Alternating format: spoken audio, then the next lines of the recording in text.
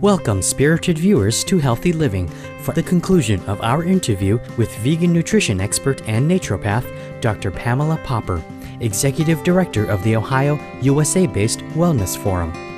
The Wellness Forum offers a diversity of services, including classes in diet and nutrition, personal health improvement programs, and employer health cost reduction plans. Dr. Popper serves as a model example of how to live a healthy lifestyle through veganism and is the author of several books, including Solving America's Healthcare Crisis and Dr. Pam Popper's Guide to Family Health and Wellness. She has appeared in several notable health-related documentaries, including Processed People, Making a Killing, and Forks Over Knives. Dr. Popper visits schools, companies, and a variety of groups to discuss the tremendous health benefits of plant-based nutrition. She is also an active member of the Physicians Committee for Responsible Medicine. This week, she will discuss children's dietary and health issues. I consider obesity a terrible disease. The Journal of the American Medical Association published an article a few years ago that evaluated how children perceive their lives. And the obese children rated their quality of life as being worse than the children who had cancer, if that tells you how devastating that is. In the U.S., childhood obesity has tripled over the past 30 years, and 1/3 of children are overweight or obese. We've got to do something about kids, and parents have a lot of erroneous attitudes about food, some of which are a result of advertising. Our kids' diets are getting worse at younger ages, and so they're getting sicker and fatter earlier. And the ramifications for this are severe, because when you start out your adult life sick and overweight, the cost monetarily is outrageous, but the cost in terms of the quality of your life is horrendous. When I was 20 years old, I thought I was invincible. I don't see a lot of 20-year-olds feeling that way about themselves right now. They're tired, they're sick, they're overweight. I can outrun most 25-year-olds in the gym and a yoga class.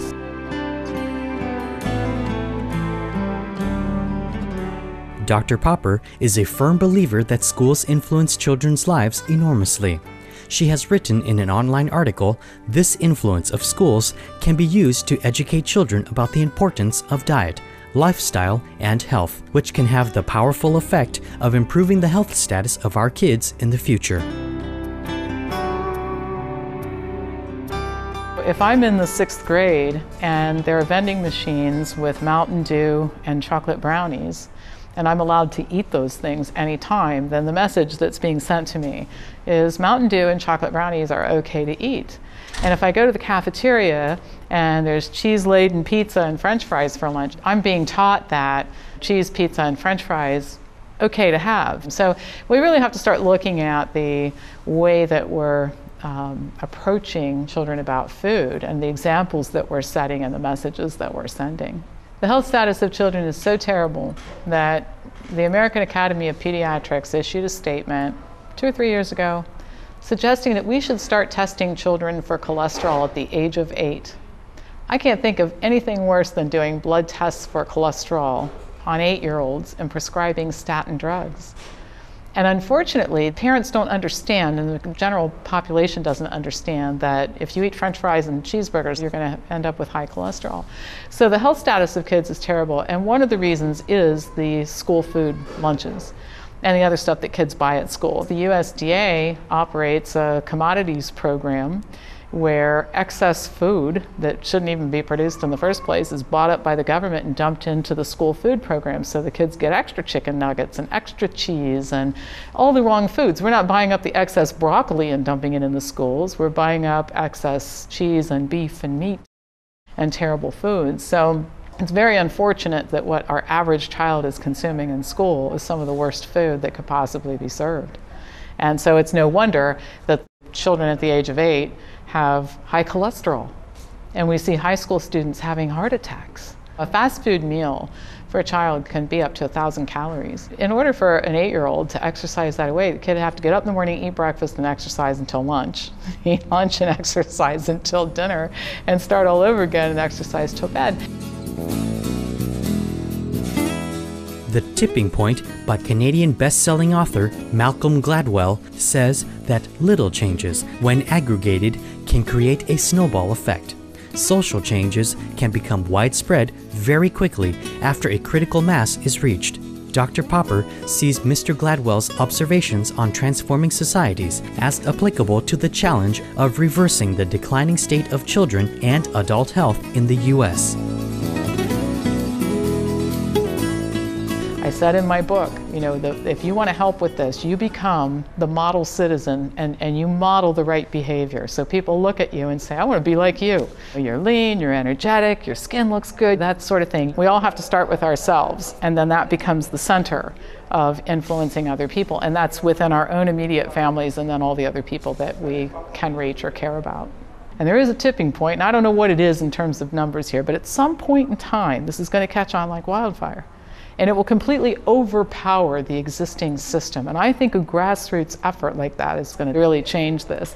I'll continue to work on federal issues. I'll continue to testify in front of committees, because I think if you don't show up, it gives the other side a reason to say, well, we asked her opinion and she was too busy that morning. What's going to solve the problem is grassroots educational programming and getting the word out through media and other opportunities. I think if you take a look at what our problems are in this country, we have two big problems. One's financial, and the other is quality of life. And they're both related to the same thing. It's our health status. And it is really simple to fix the diet. People think that there's some high-tech solution or that this is all so unknown and mysterious. It's not unknown, it's not mysterious. We know exactly what the problem is. Now we just have to fix it. And the solution is very simple. It's very inexpensive. I tell people all the time, stop being a patient, start living your life. Forks Over Knives is an inspirational movie depicting the life journeys of people who started off with various chronic diseases and traveled the road to recovery and vitality. And the amazing fact about their stories is that they did it simply by replacing the animal-based foods in their diets with plant-based ones. Dr. Esselstyn makes this very poignant comment in Forks Over Knives. He says the greatest gift you can give to anybody is to show them that you don't have to suffer from all these conditions. It just doesn't have to happen. And if you are in trouble already, you can fix it. So the whole key is just getting the word out, getting the interest up, and then giving people the right tools. And there's an abundance of help out there. If enough people jump on board, we are going to see this whole thing shift. I'll change that when enough people jump on board. To me, it's not an if. I think it's imperative to tell kids about this. We underestimate children, and I'll tell you a great story. One of the very key people in my company came to work for me when her daughter was in the 2nd or 3rd grade, and her daughter went through the programming with her, became very familiar with all this stuff. And in days off from school, Kristen would come to work with her mom. One day, the school teacher in the 3rd grade says, "Who knows how to draw the food pyramid?" Kristen raised her hand, and she draws the Wellness Forum's food pyramid. There's no dairy. It's completely different configuration. And the teacher said, I don't think that's right. She said, well, it absolutely is right. And she said, well, there's no dairy. And Kristen tells her why dairy is bad for people. Kristen had taken up this discussion in the class about this new food pyramid. And the kids were really interested in asking a lot of questions. And we brought some healthy treats from the Wellness Forum kitchen so that the kids could eat some things that were well prepared, and they love the food. And so that's an example. We underestimate these kids and their ability to understand this. They're perfectly capable of understanding it. People are ready to embrace better health, which is shown by the growing number of programs around the U.S. that are healing people by helping them transition to a vegan lifestyle. The Wellness Forum's obviously done a great job. We've been in business for 15 years and we're a huge company. We have members in 33 countries, but we're certainly not the only ones. The McDougall program is astoundingly good, and I send people there. And then there's True North in Santa Rosa, which is the fasting facility, but they also have people come and stay there to learn how to eat a plant-based diet. It's not just all about fasting. So there are lots of programs right now, and Dr. Esselstyn's program at the Cleveland Clinic and Rip's program at Whole Foods. So I think there will be more and more cropping up to meet the new demand.